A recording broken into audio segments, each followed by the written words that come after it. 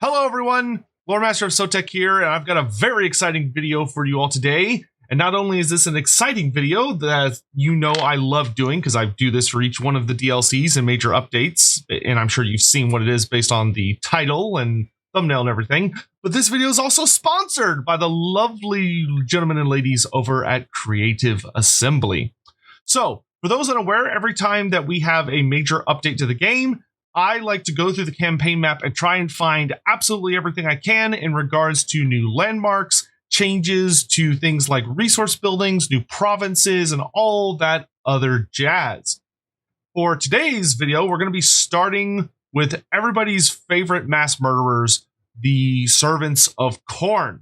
Now, all the landmarks I'm going to show you are available to all of the Khornate factions. I am currently playing a Scarbrand campaign, just with the Fog of War turned off, and I'm going to showcase to you all the landmarks that I've discovered, which I think I found all of them.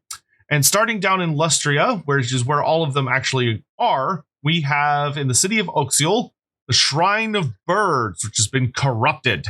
So this says the creatures that take flight flock to the Shrine of Birds. It is here that Khorne's own flying demons meet these creatures in the air and let their blood spill down to the jungle canopy below. This gives a 5% upkeep reduction faction-wide for Chaos Furies of Khorne and Bloodthirsters, +2 recruitment rank for Chaos Furies of Khorne and Bloodthirsters, and +4 melee attack for Chaos Furies of Khorne and Bloodthirsters. In addition, it provides a garrison of 2 Chaos Furies of Khorne and a Bloodthirster, which is pretty reasonable for a tier 3 building. The garrison, I think, is what really kind of tips it over. The effects are a little modest, but the garrison is quite nice. A little further north, in the capital for the Lizardmen of Itza, we find the Corrupted Emerald Pools, which says the shimmering, healing emerald pools of Itza now shine red with the color of blood, as Khorne's grip on this area is tightened. This gives you +10 growth to all provinces, a +5% chance for Demons of Khorne units to survive being destroyed after battle thanks to the new Demon Reforged mechanic, and also gives you +5% casualty replenishment to all armies, which is always great. It also provides 2 Exalted Bloodletters of Khorne to the garrison. From here, we take our attention notably further north, where we can arrive at the Fallen Gates, where we find yet another corrupted landmark. Here, at the Plateau of the Fallen Gates, it says, within the Great Plateau of this ancient construct is a monument to the Old One's greatest failure. This gives you +2 capacity for Blood Reapers, +2 recruitment rank for Blood Reapers from all provinces, -5% upkeep for all Bloodletters and Exalted Bloodletters, and gives you 3 Exalted Bloodletters of Khorne in the garrison.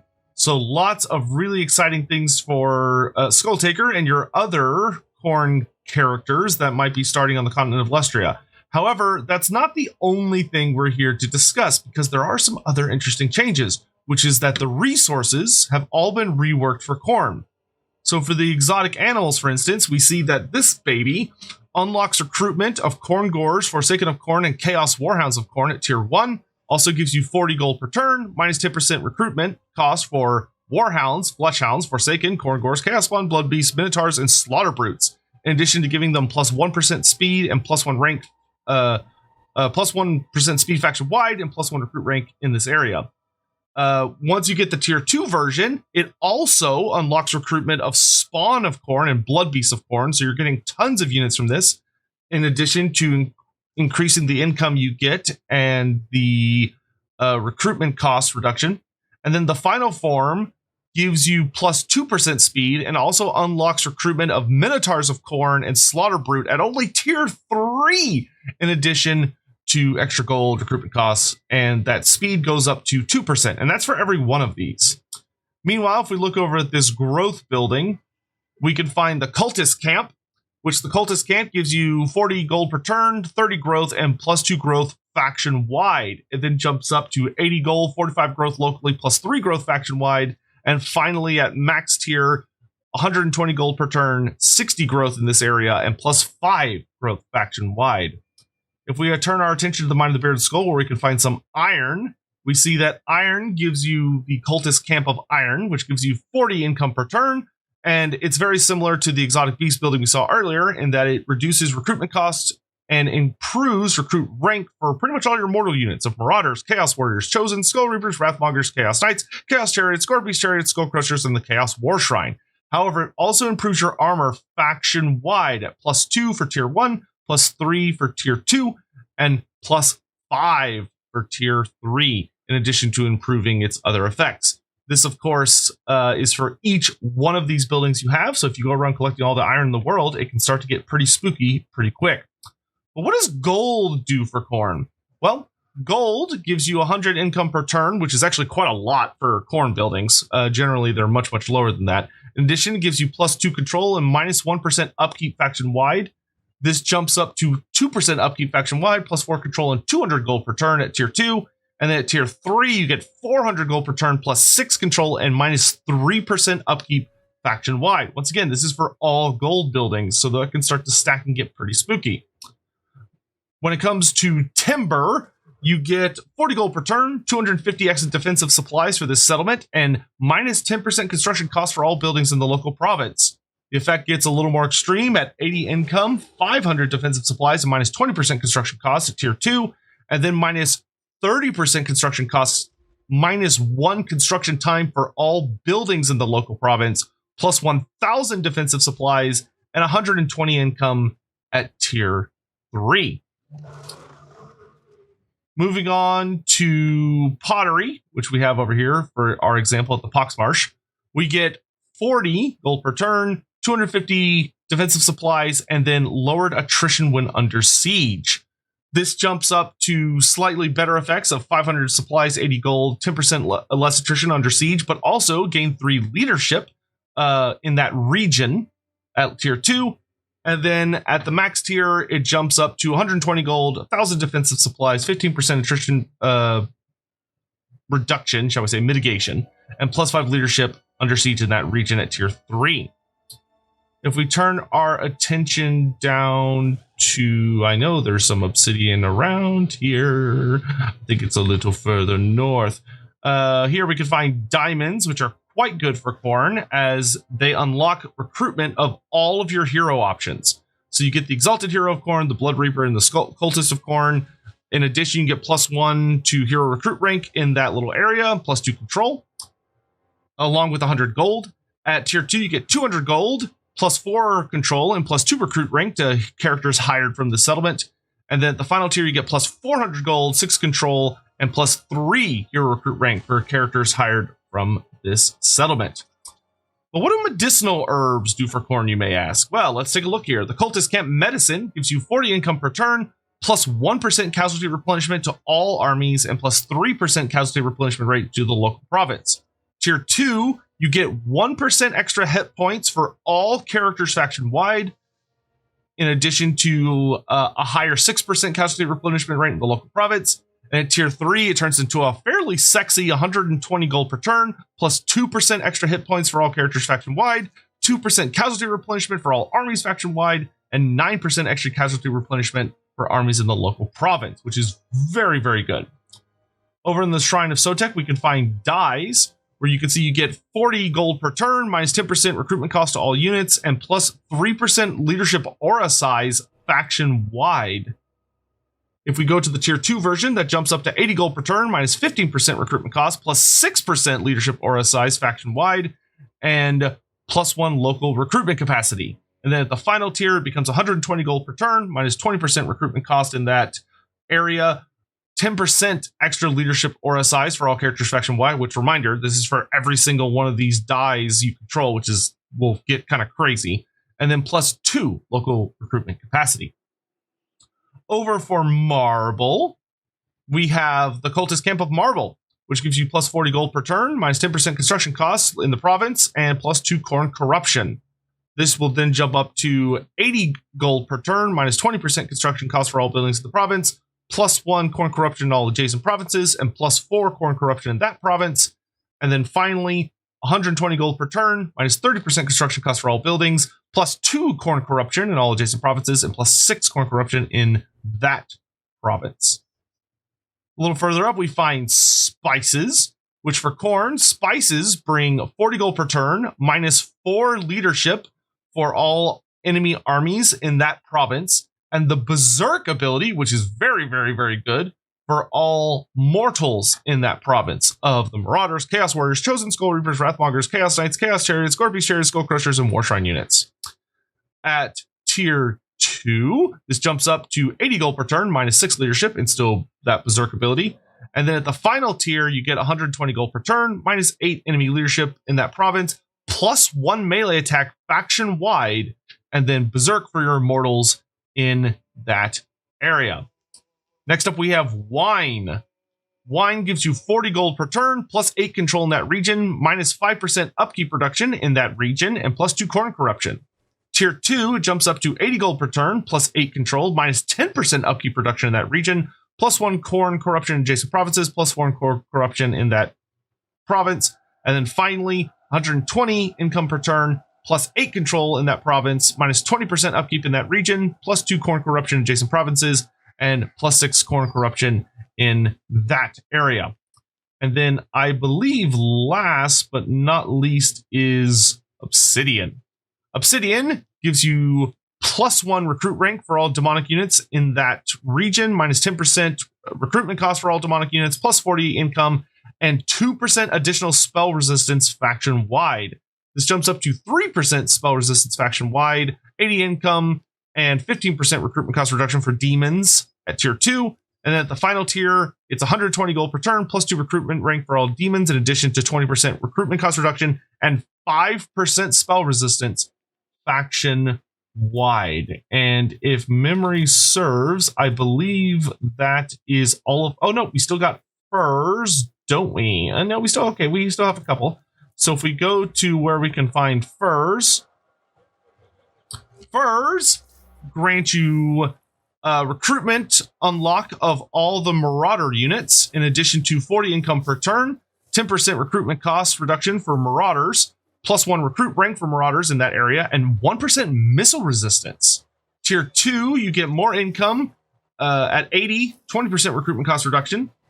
And then at tier 3, you get 2% missile resistance for all armies faction-wide, 120 income, plus 2 recruit rank, and minus 30% recruitment cost for Marauder units in that area, which is quite good.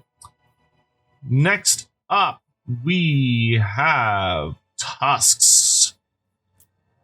There's not many in the world.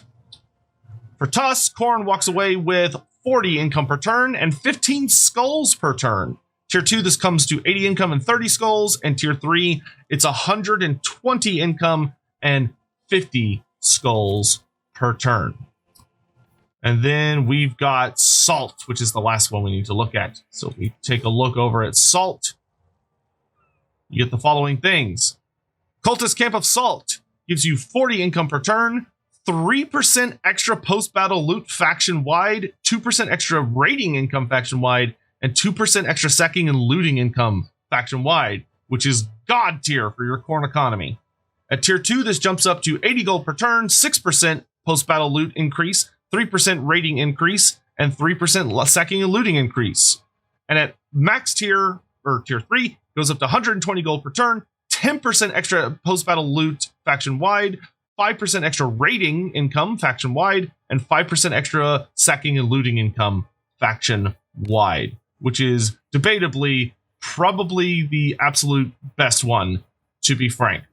So that's going to bring an end to our tour of all of the new gubbins for Khorne, because I'm pretty sure the rest of these were already in the game. I believe Galbaraz has already had the Ancient Boneyard, which gives you some bonuses to Blood Reapers and Skulls from Kills and all that. But that's the end of our Khorne exploration.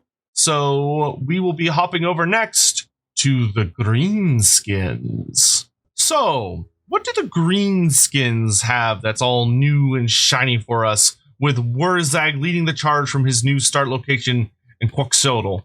Well, more than you might suspect. Not quite as much as the other two got, because the Greenskins didn't receive any significant changes to resource buildings, but they did receive some new landmarks of interest. So in Wurzag's starting location, he has one of the best landmarks in the entire game, to be honest, which is the Bone Nose Idols.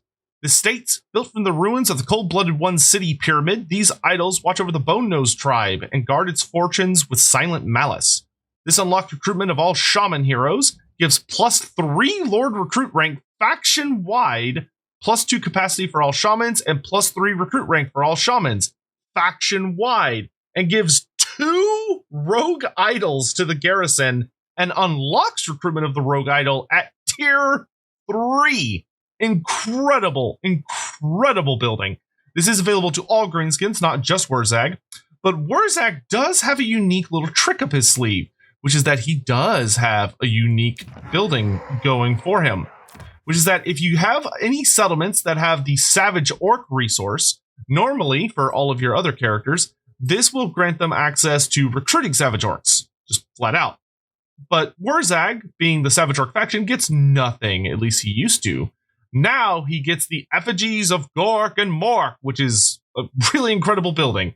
It's a little pricey, 5,000 gold, but it gives you +2 recruit rank for all Savage Orc units in that province, +5 diplomacy with all greenskins, -3 corruption, and then the big ones.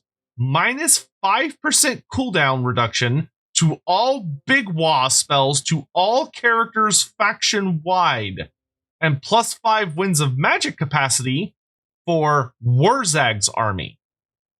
This stacks, by the way.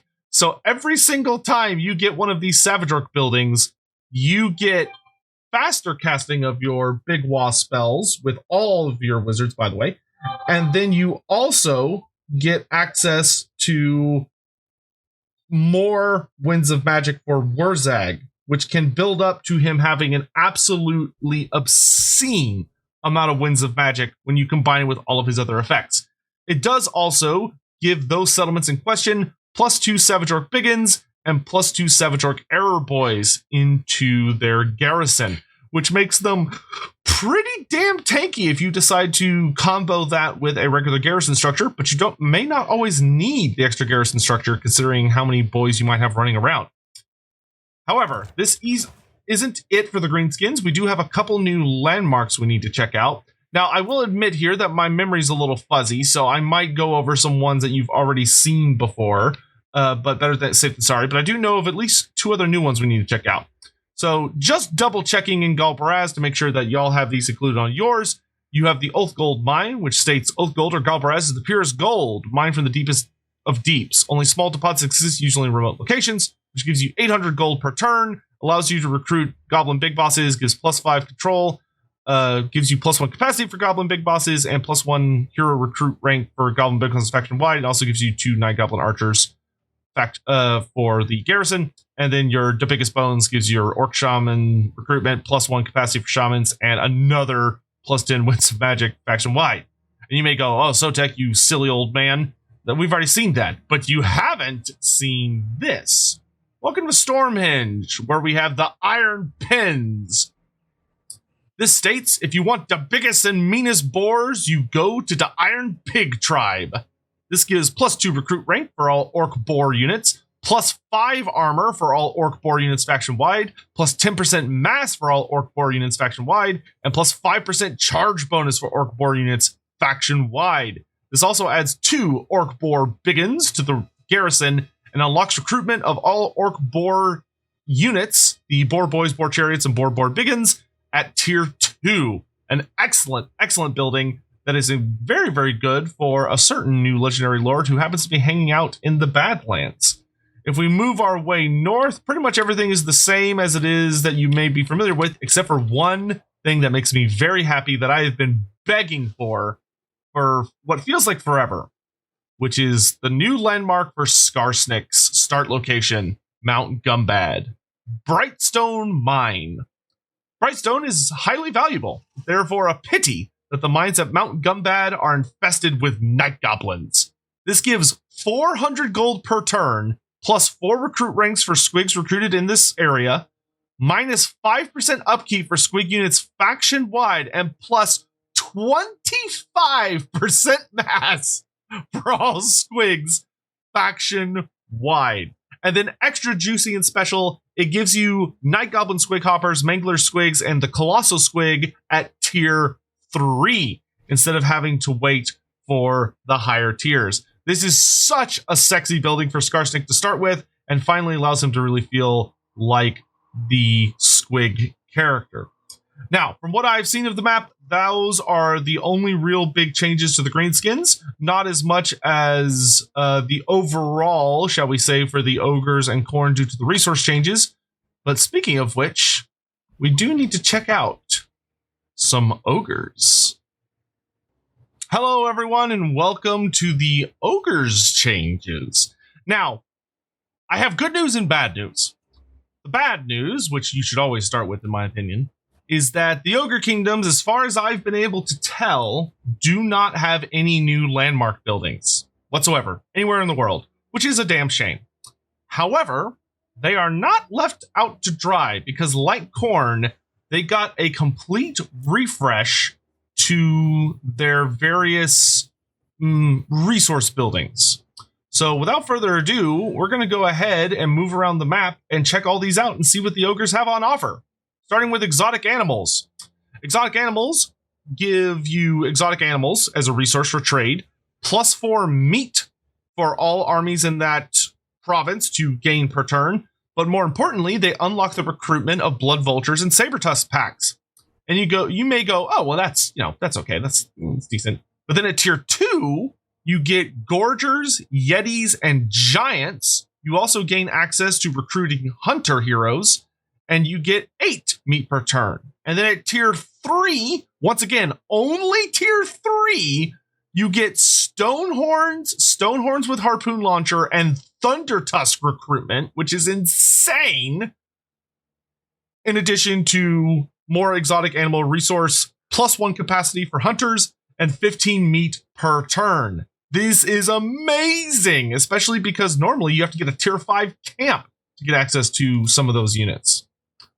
Next up, turning our attention over to dyes, we have the Cinnabar Mining Pit, which gives you plus leadership aura size of 3% to all characters, in addition to minus recruitment cost locally and dye resource produced. Then you get a 6% leadership aura size at tier 2 with 15% recruitment cost and +1 local recruitment capacity. And then at the max tier, you get 10% leadership aura size to all characters faction wide, minus 20% recruitment cost, +2 local recruitment capacity. Pretty decent, very similar to Khorne.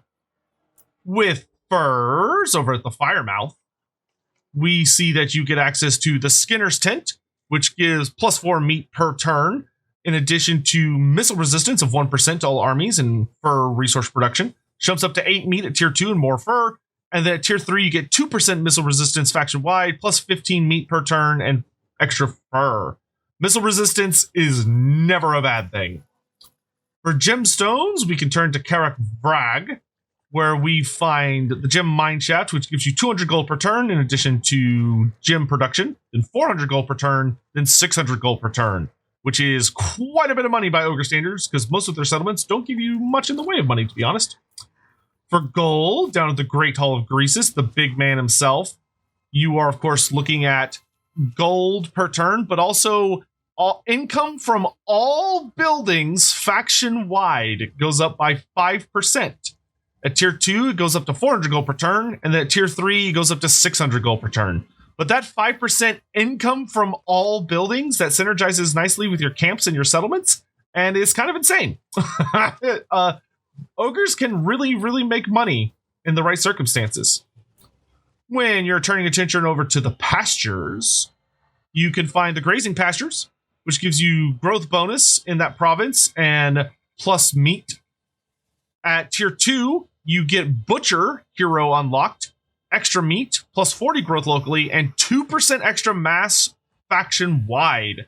And at tier 3, you get a fairly impressive 5% mass to all units faction wide, plus 60 growth, plus 15 meat per turn, and +1 extra capacity for butchers. Very, very, very good. You'll definitely want to keep an eye out for those. When we're turning our attention over to iron, we get plus 20 iron resource that you can trade, obviously. Minus 10% recruitment cost locally, and then +2 armor faction wide.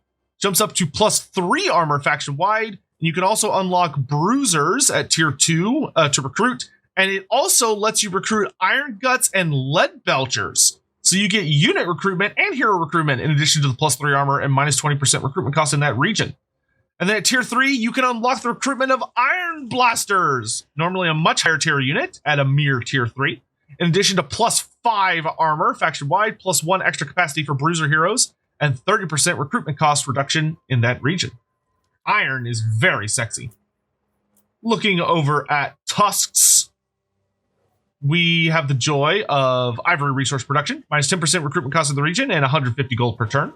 Jumps up to 250 gold and -20% recruitment cost in that region at tier 2, and then 400 gold per turn and -30% recruitment cost in that region at tier 3. Humble, but effective. For Marble, we are looking at the following buffs of 150 gold per turn and 10% construction cost reduction for all buildings in that province.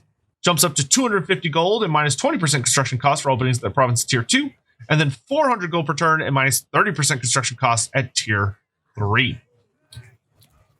Over to medicinal plants.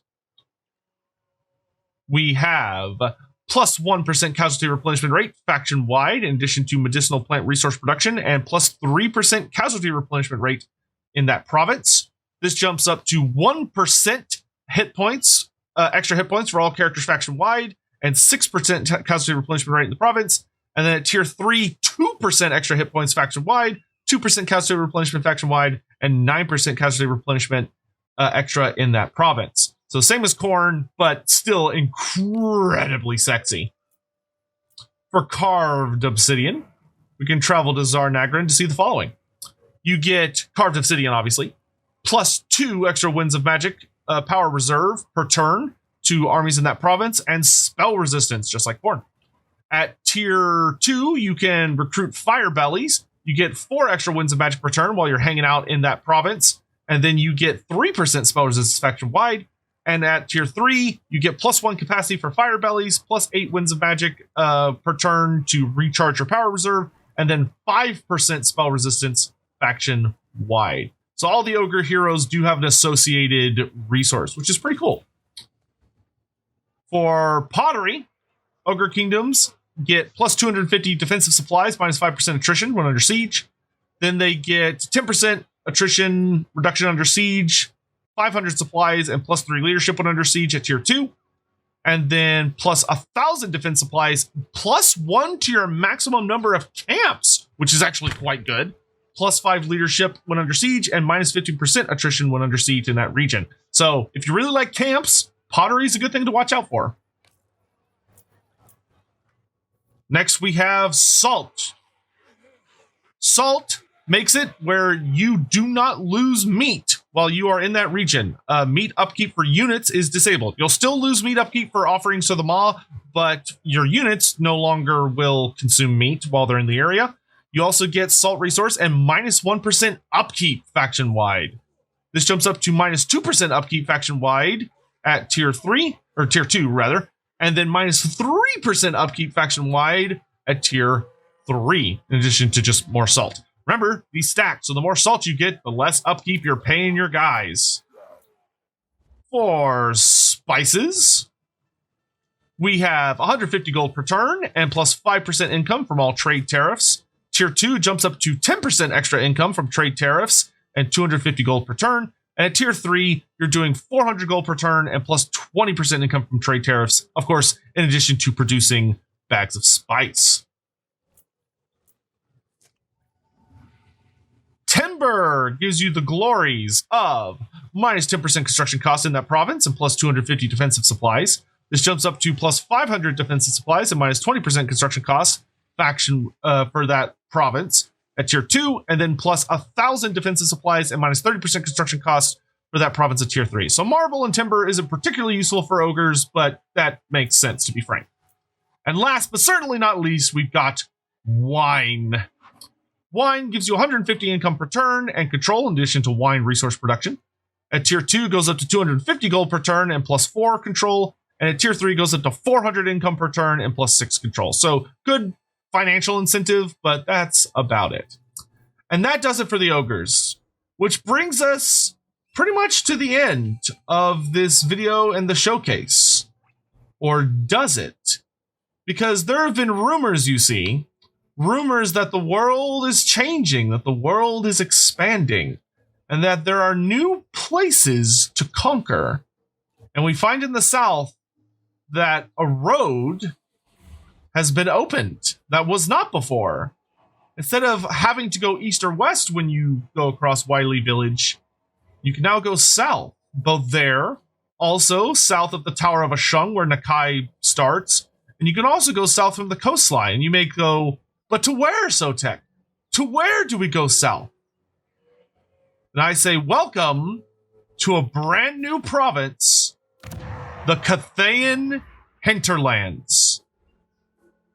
A lovely, darker, foreboding new province made up of the gateway to Koresh, the southern outpost, the mountain pass, and hidden landing, which actually has a pretty interesting set of climates as well for a province, where you have a jungle climate at the hidden landing, mountain climate at mountain pass, and then jungles at gateway Koresh and southern outpost.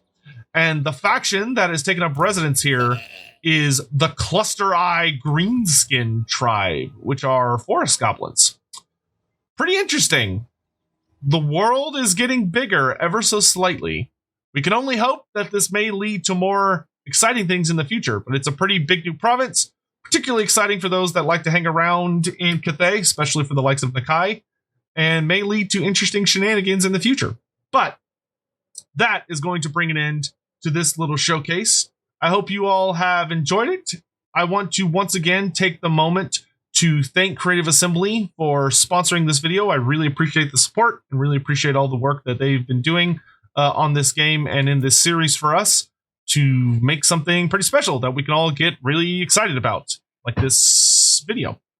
Please do let me know if there's anything that you may have questions about. I'll be happy to answer them down in the comment section below. And please also let me know, what do you think about all these changes? Do you have a favorite new landmark? Is there any of the resource buildings that particularly stand out to you? Please do let me know. I will, of course, continue my eternal crusade to have more landmarks added to the game, and hopefully more regions and provinces as well.